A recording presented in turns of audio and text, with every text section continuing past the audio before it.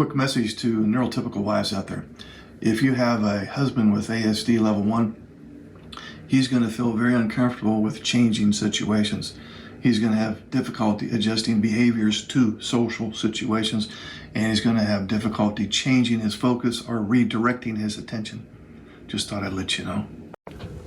Hey, quick message to neurotypical wives out there. If you have a husband on the autism spectrum, he's going to have a very limited range of interests. In fact, he's probably only going to have one interest. And that one interest is probably not going to be your interest. So whenever you talk about anything other than that one thing that he's interested in, he's going to find it very boring. Exceedingly boring. I'm sorry. So when you're talking about how your rose garden is doing, or what you and your girlfriends talked about at lunch yesterday, or the vacation that you want to go on next month, boring. And he's going to try to listen, but his mind will be off over there somewhere. Hidden autistic rule, I'm sorry. Only talk about the stuff that he's interested in. I mean, the one thing that he's interested in. Quick message to neurotypical wives. If you have an ASD level 1 husband, then you have somebody who has a condition such that his emotional age is much younger than his chronological age. That is ASD, emotional immaturity, especially when he's anxious. So whenever he's anxious, he's going to regress to his emotional age of approximately 12 years old.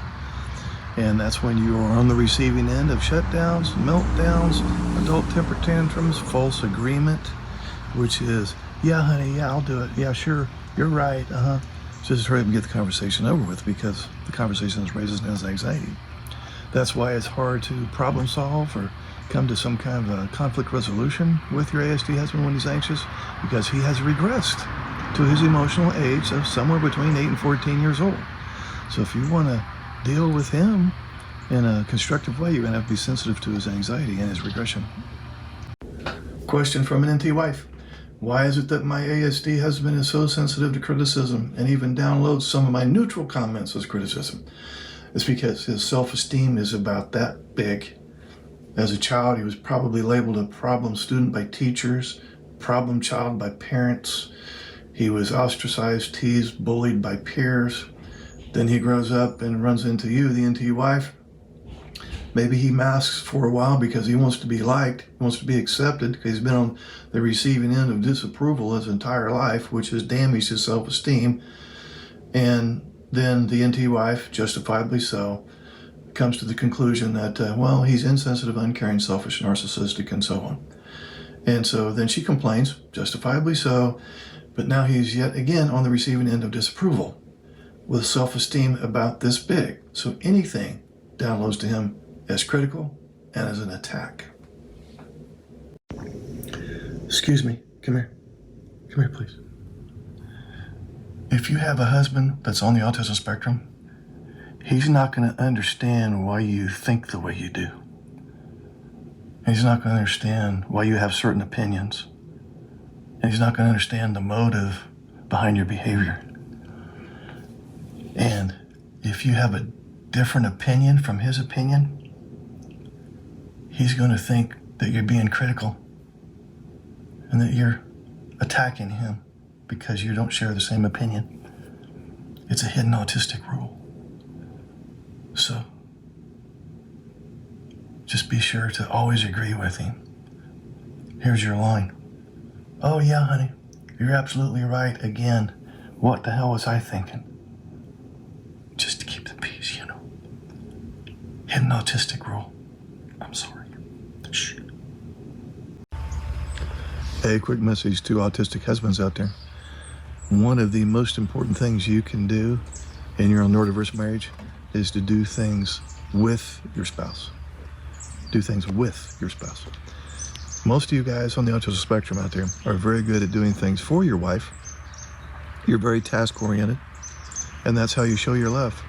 And I'm sure she appreciates that most of the time, even if she doesn't tell you so. So by all means, keep doing things for your wife. Good job. But the other 50% of the equation is doing things with your wife. So you're not necessarily performing a task, you're just there, giving her your undivided attention. Divided attention would be you're on your phone, or you're looking at the TV, or you're on your laptop, or you're over here and not engaging in give and taking conversation. So do things with her. Do things with her. A quick message to neurotypical wives out there. Your ASD level 1 husband is going to be a slow processor, especially when you deliver a message that's chock full of social and emotional nuances. So when you deliver that message, don't expect him to respond quickly, because he hasn't figured it out yet. He's got to go and think about it for a little while. So go ahead and tell him what's on your mind, your concerns, how you feel, what your needs are, etc. But don't expect a quick reply. Give him permission to go digest what you said, and then ask if he would come back and paraphrase what you said, so that he can check for accuracy on his download of your previous message. So in summary, he's a slow processor, especially when there's social and emotional intricacies involved.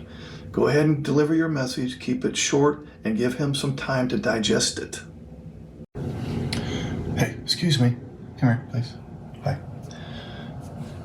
If you're married to someone on the autism spectrum, just know that he's going to have difficulty understanding his feelings and your feelings.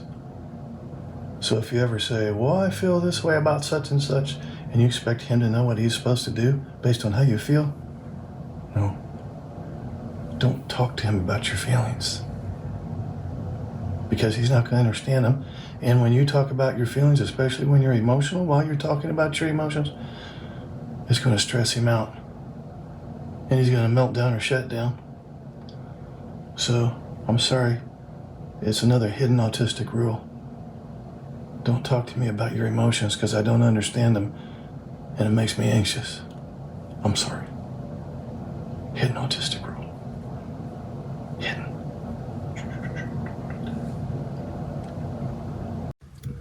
Autism spectrum disorder. They didn't go to all the trouble of putting that in the Diagnostic and Statistical Manual of Mental Disorders, version 5, if it was just a condition or a different way of thinking. Okay? It's not the Diagnostic and Statistical Manual of Conditions. Quick message to neurotypical wives out there.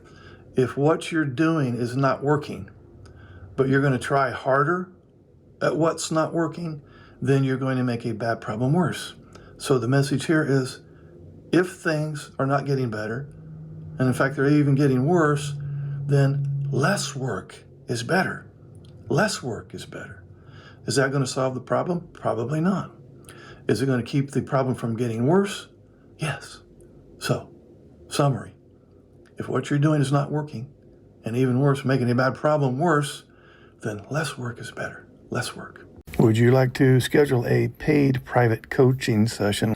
This will be in the form of a face-to-face Zoom call. Underneath any of my videos, you'll see this Calendly link. If you click on that link, it'll open up my calendar. You can pick the available days and times that works for your schedule. You'll get a follow-up email immediately after purchasing a session that will have the Zoom link that coincides with the day and time that you picked. I will get an email too that you scheduled a session, and I will be available on that exact day and time, and we will talk. I look forward to working with you. If you are in a neurodiverse marriage where one spouse is autistic and the other one is not, and you've been struggling for years and years, and you're kind of sick and tired of the routine, talk to me. Use me as your personal coach. I have groups, and I keep these groups small so that you can get a lot of one-on-one attention. I have 3 Q&A groups, one for ASD husbands, one for neurotypical wives, and I have a couples group where both spouses can attend. I also have 2 instructional groups, Cassandra Syndrome Recovery Group, to help you cultivate some strategies to recover from years of emotional deprivation, and the Men's Masterclass, in which we take a deep dive on developing social skills and emotional literacy in the context of the neurodiverse marriage. We meet 1 hour a week for 4 weeks. So how much longer are you willing to wait?